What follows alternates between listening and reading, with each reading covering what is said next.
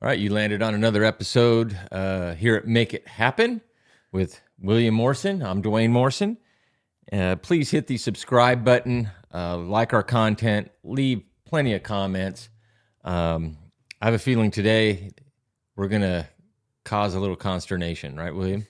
I think so. We had consternation just researching all these codes and looking up everything, but it was good. Little disclaimer alert.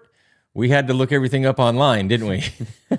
Well, we had an idea, but I mean, we want to be better here at the podcast, so we're going to start introducing more specific code numbers and where we're getting our information from and trying to be more specific. Yeah, and I like to actually buy the books, but we actually have a new code that's out. It's NFPA 855, and this pretty much pertains to ESS, energy storage systems, signaling devices, and the like, right? Yes. So we're going to get a hard copy of that. I've actually ordered the 2024 IRC in late January, early February, and it's still back ordered. I still haven't gotten even that code book. So, but today it's going to be all about ESS, energy storage systems, and signaling devices. If you don't know what a signaling device is, it's essentially things that are alarms, right? Like a fire alarm or a smoke alarm or a smoke detector, carbon monoxide detector, things like that. So topic of discussion is going to be approved locations and clearances for ESS and signaling devices. We're not going to get into clearances on smoke detectors and heat detectors, but we'll get into their locations. So let's start off with the first part, William. I see you got a photo up on the TV. Let's talk about ESS and approved locations. Okay. So we were looking at this a little bit earlier. Now in NFPA 855, they are pretty specific about where they want these energy storage systems. Now they are approved to be in garages, detached garages, in utility closets, Exterior walls. Yep, and then on the outside, the one main requirement that I noticed is they want it 3 feet away from doors and windows Okay. when it's outside, and if it's anywhere where there can be impact damage, they want like a bollard or some kind of barrier protecting the system. Which makes sense. You don't want your car to run into the battery. Yeah, if it's in the garage. And they also, if it's in the garage, they want a fire-resistant rated wall. And Yes. the NFPA states 5/8 inch. Yes, gypsum board. Yep. California might be half inch, according to the IRC, but most cities still go with the 5/8 inch. Yep. So I got this diagram for you for installing it outside. As you can see, it looks like they want a 20 kilowatt max each. Right. For 80, and you have 2 units for 80 kilowatts total. Yeah, let's not go into kilowatts so much on this podcast. Let's do a whole podcast on that. Okay. Because you can go over 20 kilowatts and then over 60, over 80, and the locations are interesting, and that's going to be technical. So let's just kind of breeze over that. Yep. All right. All right, so William, let's also talk about the clearances. So clearances say 3 feet. However, we've all seen Tesla power walls and batteries that aren't 3 feet apart. You're right; it does get into the actual sizing of the battery, but it gets into manufacturer's installation specifications primarily, and that's something that is an inspector. You need to, if they have that pamphlet or that booklet there, you need to open that and try to read that. It also pertains to what the AHJ says, the authority having jurisdiction, right? So your city inspector may say that we want these clearances. Manufacturer may say these are the install specification clearances. And then, of course, we have the NFPA 855 that says 3 feet. So pretty much what I think we're going to default to is manufacturer's install specs, because we have no idea what each city's going to want for their clearances. What do you think? I always go based on what the pamphlet says typically, and then those are not always available. So I mean, as home inspectors, I think the best that we can do is use what the standard we're used to, and what we typically see, and report based on that if there's no other information available, and just do our due diligence to providing the customers with as much information as possible. Yeah, I think our boilerplate comment, which we don't even have yet, but we're going to write into our library of narratives, is going to be 3 feet is the standard. 3 feet and 18 inches off the floor. 3 feet, 18 inches off the floor, or as per manufacturer's installation specifications. Yep. And that's what the comment's going to be for clearances and obviously, we're going to have boilerplate as far as locations go too, is just to kind of aid our inspectors in knowing where these can and can't be installed. Looking forward to the podcast to talk about the different kilowatt sizes and things like that, because the numbers, I think, jump from 20 to 40 to 60 to 80 and where they can and cannot be installed. So that'll be a cool episode. But let's jump into key point number 2 for us. Signaling devices. And so if you have a Tesla Powerwall or you have a ESS storage battery, essentially, right? You have to have a signaling device. And so tell us a little bit about what signaling devices you have to have and where they can be and where they can't be. Okay, so there's a couple types of signaling devices. I would say the most common one that everyone has in our homes would be either smoke detectors or carbon monoxide detectors. Yep. That is a signaling device. Well, and also fire alarms too. You see Yes. those fire alarms up at the gable vents in the attics and things like that, and security alarms. Yes, yeah, that's the most common one. Now, a lot of people don't know there are locations you're required to have smoke detectors, and then there are locations where you're not allowed to have smoke detectors. Or yeah, they shouldn't be, right? Yeah. So talk to us about that. So since we're pertaining to ESS, we're not really too concerned about smoke detectors and where they should be in the house. We're more concerned about where the code says you have to have a signaling device. Now, depending if you have a ESS device inside the house, you can use a smoke detector. Yes. But most of the time, we don't see ESS devices in the house because they can't be in living rooms and they can't be in bedrooms. So where the heck else are you going to put them? They kind of need to be outside, right? Yeah. Unless you have a utility closet with your water heater, your electric sub panels, Or a and stuff. basement, Yeah. something like that, right? Yep. Now, so yeah, we typically we would see them in the garage, but you can't put a smoke detector in a garage. Why can't you? Why are smoke detectors not allowed in garages? So, typically you don't want to install smoke detectors, or at least they're not rated for environments that can be exposed to temperatures below 40 degrees or temperatures that exceed 120 degrees Fahrenheit. Or even just 100 degrees, right? Yeah, that too sometimes, depending on the rating of the smoke detector, because like you said earlier, it all falls down to manufacturer's specifications. Right. Well, the code actually also talks about they can't be in steam or very humid locations, right? So bathrooms and that's why when you have en suites with bedrooms, the code says smoke detectors have to be installed in all rooms outside of bedrooms. Yeah. But why are we ever see them in the bathroom? Because that's a humid location, and that's why. Yeah, and even if you do have an ensuite bathroom in your bedroom, the smoke detector is supposed to be 3 feet away from the bathroom, Right. because the steam can come out the door. But also another reason why they can't be in the garage is because the garage is also susceptible to the weather, and weather can kick up dust. Dust can get into the detector. Some people put like woodworking machines or saw things, do construction in their garage.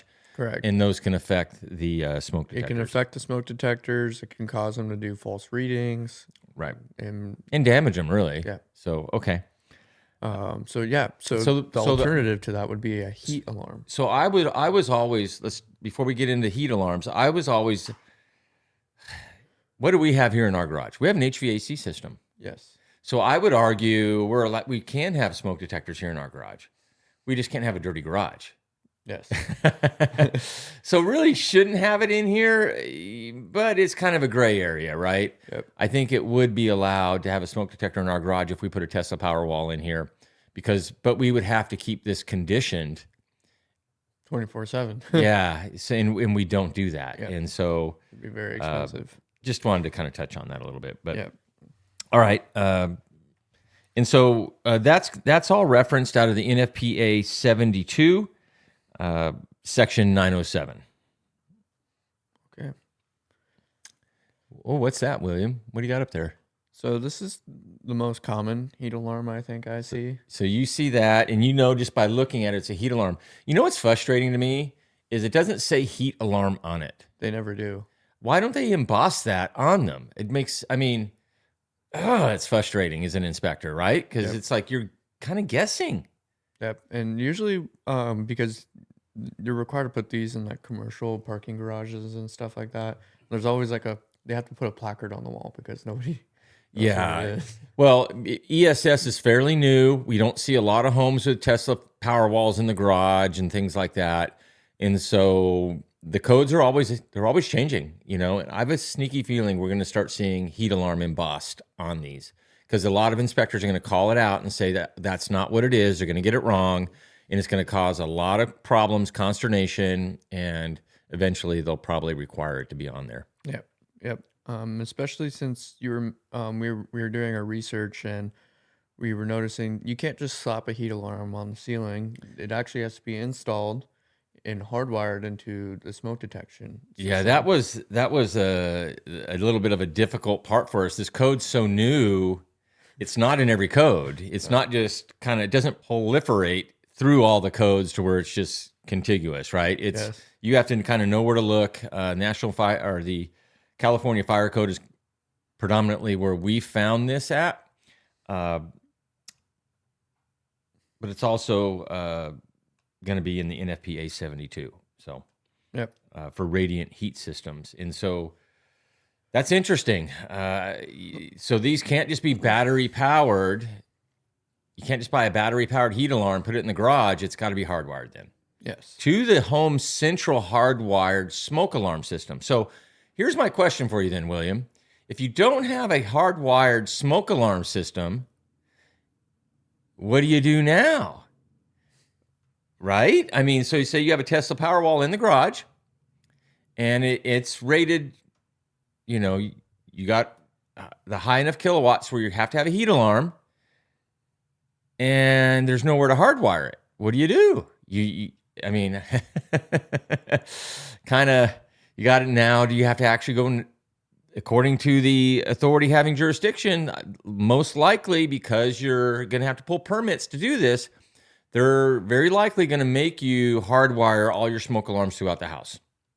Yes, correct. I mean, that's the progression of how things are going.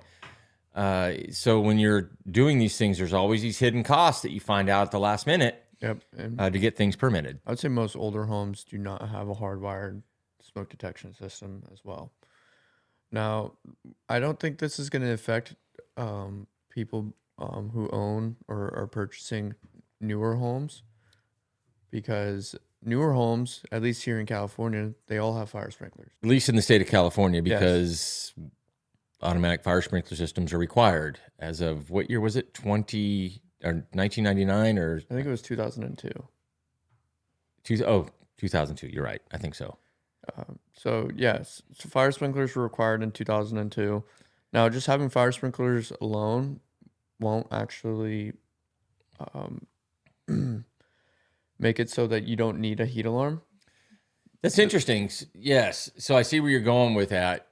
If you have fire sprinklers, you're not required to have a signaling device standalone, right? Yes. But the fire sprinklers have to be attached or connected to a fire alarm system. Right. So it does have a signaling device, but it's connected to a fire alarm system. Yes. It's not just a heat detector. You don't have to have that actual just detector. Yes. Right. So in other words, if it's hot enough for the sprinklers to go off, flooding the garage, putting out the fire, your alarm's going off. You don't have to have the beep, beep, beep, beep, beep. Yes. Okay. Yep. And fire sprinklers are great. They're saying fire sprinklers have brought death by fire down by 80%. Yeah, I wonder what the percentage is or what the cost is on water damage, though. So Yeah, human life's more important than the water damage. But I would say so. I bet it also brings down some property damage too, because you can repair water damage. Very difficult to repair fire damage. Damages the structure when it burns up all the wood framing. And smoke and all that. Yeah. Right, smoke damage too. So all in all, pretty good stuff. We have smoke detectors, heat detectors, hard wiring. We have clearances, inside, outside. ESS is here to stay. Power walls, energy storage systems. I need one at my house. Do you really? I got solar panels and no storage systems. Well, that's something that, just to kind of cap this off, I was on the phone with SolarMax yesterday, getting a quote for putting solar panels on our house. They've just passed some laws where the utility doesn't have to pay you back one for the amount of energy you're putting back into the grid. According to SolarMax, yesterday, the rep was telling me across the board, 25%. I was going to say I thought it was a third, but I think they just even lowered it even more. It's not fair, right? I mean, why do they have to give us $25 for every $100 we give them? I mean, most people don't realize that. So if you get solar panels installed on your house and you own them, you're producing energy, you're giving it back to the utility. They just passed laws that say at night, when you need to pull money from the utility because there's no sun, you only get 25% of what you gave. And then they can start charging you for the rest. So that's why you're going to start seeing more of these ESS energy storage systems. So during the day, you can store your energy and then you can use your own energy at night. Well, I somewhat agree with that because I don't think it's a one-for-one trade because they have to maintain the lines and they have to do all of that. You know, I agree with you. I don't have to, I'd be fine if it wasn't 1-for-1, but I mean, gosh, 25%? I don't think that's fair. I don't either. I mean, I'd like maybe a 60-40. I'd be good with a 60-40, right? Maybe a 70-30. Yeah. You know, but I mean, heck, I probably could even go 50-50. But gosh, 25%, I think they're gouging us a little bit. Yep. And that's just where I'm at with it right now. So there are some federal tax credits on these ESSs. SolarMax says we can get a federal tax credit. It's not much. And there are rebates that you can get as well. So call your utility if you're interested in solar panels or getting these batteries. And especially if you have an electric car, you know you want this. So, all right. Well, hey, another good one, William. Please support our podcast by hitting the like, the subscribe button. Leave us your comments, and we'll catch you on the next one. Yep.